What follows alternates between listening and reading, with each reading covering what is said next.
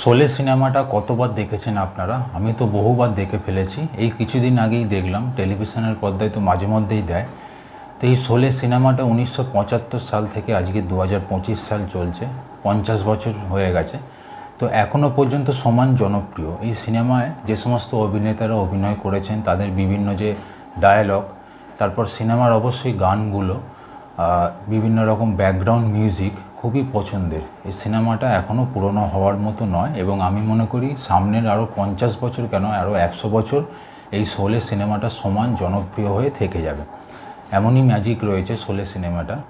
1975 সালে তার মানে কীরকম ম্যাজিক তৈরি হয়েছিল অবশ্যই আপনারা যারা সেই সময় সিনেমা হলে গিয়ে দেখেছেন তারা জানেন। আমি তো সেই সময় ছিলাম না।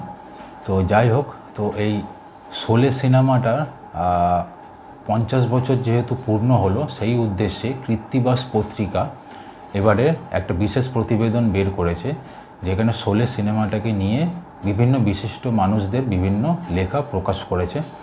এবং এই কৃত্তিবাস পত্রিকাটিতে নিয়মিত ধারাবাহিক যেগুলো থাকে আর অন্যান্য যে বিভাগগুলো থাকে সেগুলো দিয়েও রয়েছে। 16ই আগস্ট 2025 সংখ্যা এটি।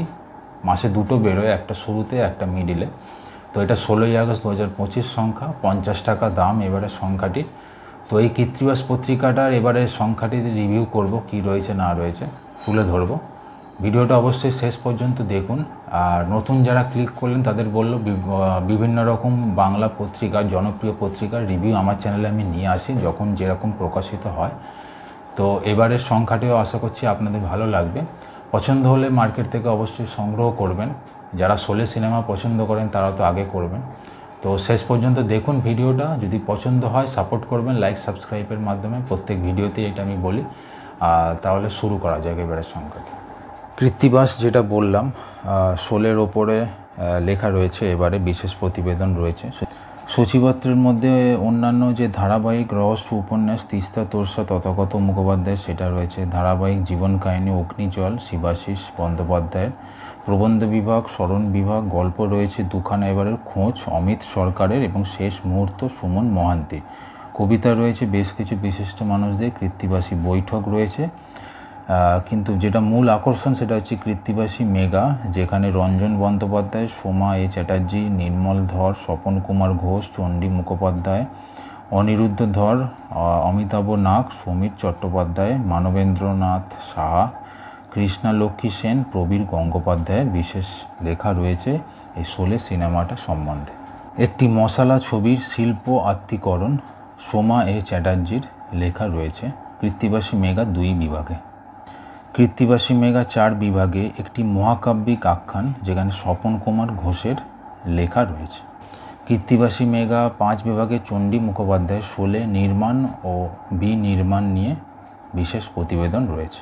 কৃত্তিবাসী মেগা 7 বিভাগে শোলে 70-এর দশকের আঙ্গার অমিতাভ নাগের লেখা রয়েছে। কৃত্তিবাসী মেগা 8 বিভাগে গব্বর সিং ইতিবৃত্ত ভিলেন যখন হিরো সমীর চট্টোপাধ্যায়ের লেখা রয়েছে। কৃত্তিবাসী মেগা 9 বিভাগে শোলে সংলাপ থেকে ধ্বনি ও ইমেজের দিকে মানবেন্দ্রনাথ সাহার লেখা রয়েছে। কৃত্তিবাসী মেগা 11 বিভাগে ঠাকুর সাপ প্রতিহিংসার মধ্যে বাঁচা প্রবীর গঙ্গোপাধ্যায়ের লেখা রয়েছে। তো এই হচ্ছে এবারে কৃত্তিবাস সংখ্যাটার রিভিউ আপনাদের সামনে তুলে ধরলাম, কি রয়েছে না রয়েছে। যদি পছন্দ হয় ভিডিওটা অবশ্যই লাইক সাবস্ক্রাইব করতে ভুলবেন না। দেখতে থাকুন নিউ ম্যাগাজিন চ্যানেলটি। ধন্যবাদ।